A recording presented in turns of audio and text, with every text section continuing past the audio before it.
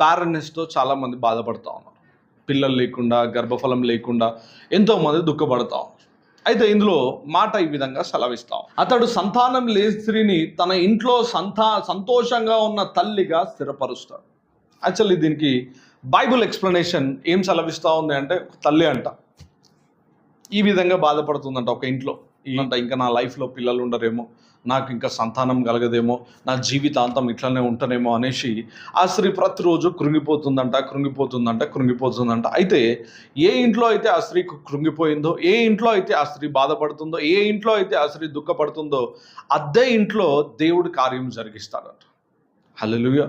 అంటే ఈరోజు ఏ ఇంట్లో అయితే మేబీ సంతానం లేకుండా అందరి చేత అవమానింపబడుతున్న, సంతానం లేక అందరి చేత నిందింపబడుతున్న, సంతానం లేక అందరి చేత తృణీకరింపబడుతున్న, ఇక్కడ వాక్యం మనం చూసుకుంటే, అతడు సంతానం లేని స్త్రీని తన ఇంట్లో సంతోషం గల తల్లిగా స్థిరపరుస్తాడు.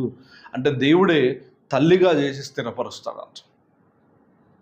ఎందుకంటే చాలామందికి యాక్చువల్లీ నాకు లైఫ్ ఉంటుందా? దేవుడు 100% దేవుడు లైఫ్ ఇస్తాడు, ఘనమైన వివాహం జరిగిస్తాడు, గర్భాన్ని కూడా తెరిచేది దేవుడు.